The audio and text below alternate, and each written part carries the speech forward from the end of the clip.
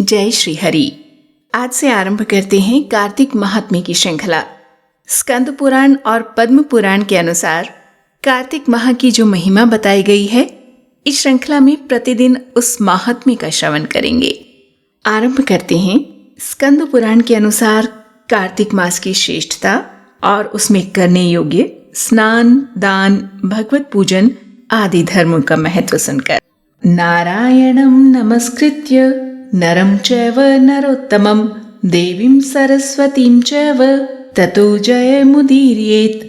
अर्थात भगवान नारायण, नर श्रेष्ठ नर तथा सरस्वती देवी को नमस्कार करके जय स्वरूप इतिहास पुराण का पाठ करना चाहिए। सूत जी के सानिध्य में आए ऋषियों ने सूत जी से कहा कि हम लोग कार्तिक मास का महात्म्य सुनना चाहते हैं। इस पर सूत जी ने कहा, ऋषियों, तुमने मुझसे जो प्रश्न किया है उसी को ब्रह्मपुत्र नारद जी ने जगत गुरु ब्रह्मा जी से पूछा था कि पितामह, मासों में सबसे श्रेष्ठ मास, देवताओं में सर्वोत्तम देवता और तीर्थों में विशिष्ट तीर्थ कौन सा है, ये बताइए। इस पर ब्रह्मा जी ने कहा था, मासों में कार्तिक, देवताओं में भगवान विष्णु और तीर्थों में नारायण तीर्थ अर्थात बद्री का आश्रम श्रेष्ठ है। ये तीनों कलयुग में अत्यंत दुर्लभ हैं। इतना कहकर ब्रह्मा जी ने भगवान राधा कृष्ण का स्मरण किया और पुनः नारद जी से कहा कि पुत्र, तुमने समस्त लोगों का उद्धार करने के लिए ये बहुत अच्छा प्रश्न किया। अब मैं तुम्हें कार्तिक का महात्म्य बतलाता हूँ।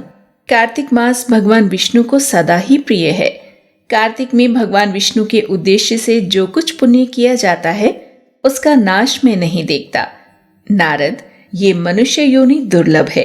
इसे पाकर मनुष्य अपने को इस प्रकार रखे कि उसे दोबारा नीचे न गिरना पड़े। कार्तिक सब मासों में उत्तम है। ये पुण्यमय वस्तुओं में सबसे अधिक पुण्यतम और पावन पदार्थों में सबसे अधिक पावन है।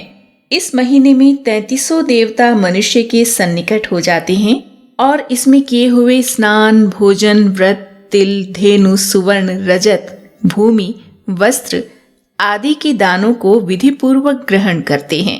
कार्तिक में जो कुछ दिया जाता है, जो भी तप किया जाता है, उसे सर्वशक्तिमान भगवान विष्णु ने अक्षय फल देने वाला बतलाया है।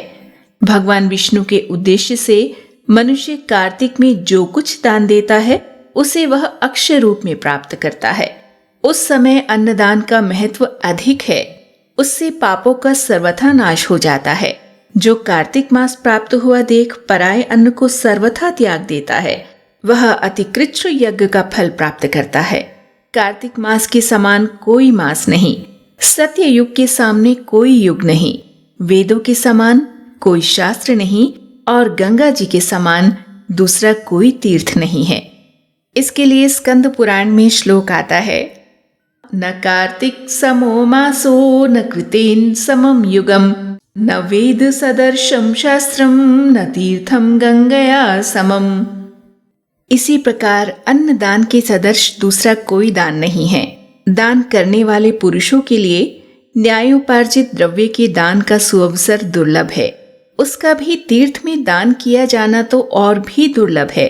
मुनिश्रेष्ठ, पाप से डरने वाले मनुष्य को कार्तिक मास में शालग्राम शिला का पूजन और भगवान वासुदेव का स्मरण अवश्य करना चाहिए।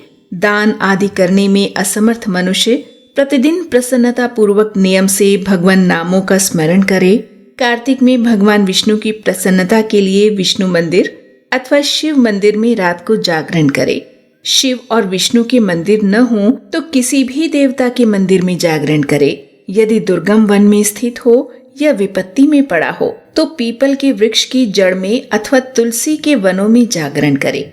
भगवान विष्णु के समीप उन्हीं के नामों और लीला कथाओं का गायन करे। यदि आपत्ति में पड़ा हुआ मनुष्य कहीं अधिक जल न पावे अथवा रोगी होने के कारण जल से स्नान न कर सके तो भगवान के नामों से मार्जन मात्र कर ले।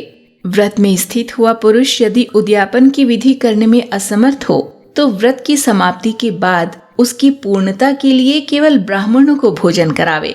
जो स्वयं दीपदान करने में असमर्थ हो वह दूसरे के बुझे हुए दीप को जला दे अथवा हवा आदि से यत्न पूर्वक उसकी रक्षा करे। भगवान विष्णु की पूजन न हो सकने पर तुलसी अथवा आंवले का भगवत बुद्धि से पूजन करे। मन ही मन भगवान विष्णु के नामों का निरंतर कीर्तन करता रहे। इसके बाद गुरु की महिमा बताते हुए ब्रह्मा जी कहते हैं, गुरु के आदेश देने पर उनके वचन का कभी उल्लंघन न करे। यदि अपने ऊपर दुख आदि आ पड़े तो गुरु की शरण में जाए। गुरु की प्रसन्नता से मनुष्य सब कुछ प्राप्त कर लेता है। परम बुद्धिमान कपिल और महातपस्वी सुमति भी अपने गुरु गौतम की सेवा से अमृतत्व को प्राप्त हुए हैं। इसीलिए विष्णु भक्त पुरुष कार्तिक में सब प्रकार से प्रयत्न करके गुरु की सेवा करे। ऐसा करने से उसे मोक्ष की प्राप्ति होती है। इसके बाद दान का महत्व समझाते हुए ब्रह्मा जी कहते हैं, सब दानों से बढ़कर कन्यादान है, उससे अधिक विद्यादान है। विद्यादान से भी गौदान का महत्व अधिक है और गोदान से भी बढ़कर अन्नदान है, क्योंकि ये समस्त संसार अन्न के आधार पर ही जीवित रहता है। इसीलिए कार्तिक में अन्नदान अवश्य करना चाहिए। कार्तिक में नियम का पालन करने पर अवश्य ही भगवान विष्णु का सारूप्य एवं मोक्षदायक पद प्राप्त होता है। कार्तिक में ब्राह्मण पति पत्नी को भोजन कराना चाहिए, चंदन से उनका पूजन करना चाहिए, अनेक प्रकार के वस्त्र, रत्न और कंबल देने चाहिए। ओढ़ने के साथ ही रुईदार बिछावन, जूता और छाता भी दान करने चाहिए। कार्तिक में भूमि पर शयन करने वाला मनुष्य युग युग के पापों का नाश कर डालता है। जो कार्तिक मास में भगवान विष्णु के आगे अरुणोदय काल में जागरण करता है और नदी में स्नान, भगवान विष्णु की कथा का श्रवण, वैष्णवों का दर्शन तथा नित्य प्रति भगवान विष्णु का पूजन करता है, उसके पितरों का नरक से उद्धार हो जाता है। जिन लोगों ने भक्ति पूर्वक भगवान विष्णु का पूजन नहीं किया, वे इस कलयुग की कंदरा में गिरकर नष्ट हो गए। जो मनुष्य कमल के एक फूल से देवताओं के स्वामी भगवान कमलापति की पूजा करता है, वह करोड़ों जन्मों के पापों का नाश कर डालता है। मुनिश्रेष्ठ, जो कार्तिक में 1,00,000 तुलसी दल चढ़ाकर भगवान विष्णु की पूजा करता है, वह एक एक दल पर मुक्तादान करने का फल प्राप्त करता है। जो भगवान के श्री अंगों से उतारी हुई प्रसाद स्वरूपा तुलसी को मुख में, मस्तक पर और शरीर में धारण करता है तथा भगवान के निर्माल्यों से अपने अंगों का मार्जन करता है, वह मनुष्य संपूर्ण रोगों और पापों से मुक्त हो जाता है। भगवत पूजन संबंधी प्रसाद स्वरूप शंख का जल, भगवान की भक्ति, निर्माल्य पुष्प आदि, चरणोदक, चंदन और धूप ब्रह्म हत्या का नाश करने वाले हैं। नारद कार्तिक मास में प्रातः काल स्नान करे और प्रतिदिन अपनी शक्ति के अनुसार ब्राह्मण को अन्नदान दे, क्योंकि सब दानों में अन्नदान ही सबसे बढ़कर है। अन्न से ही मनुष्य जन्म लेता और अन्न से ही बढ़ता है। अन्न को समस्त प्राणियों का प्राण माना गया है।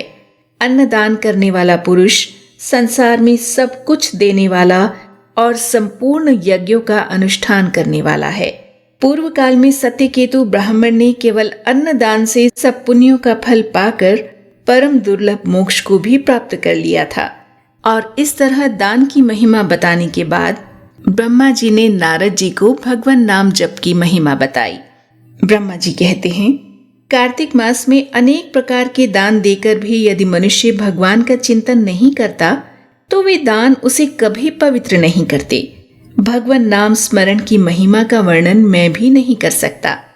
गोविंद गोविंद हरे मुरारे, गोविंद गोविंद मुकुंद कृष्ण, गोविंद गोविंद रथांग पाणे, गोविंद दामोदर माधवेति। इस प्रकार प्रतिदिन कीर्तन करे। नित्य प्रति भागवत के आधे श्लोक या चौथाई श्लोक का भी कार्तिक में श्रद्धा और भक्ति के साथ अवश्य पाठ करे। जिन्होंने भागवत पुराण का श्रवण नहीं किया, पुराण पुरुष भगवान नारायण की आराधना नहीं की और ब्राह्मणों के मुख रूपी अग्नि में अन्न की आहुति नहीं दी, उन मनुष्यों का जन्म व्यर्थ ही गया। देवर्षि, जो मनुष्य कार्तिक मास में प्रतिदिन गीता का पाठ करता है, उसके पुण्य फल का वर्णन करने की शक्ति मुझ में नहीं है। गीता के समान कोई शास्त्र न तो हुआ है और नहीं होगा। एकमात्र गीता ही सदा सब पापों को हरने वाली और मोक्ष देने वाली है। स्कंद पुराण में एक श्लोक के माध्यम से इसका वर्णन भी किया गया है।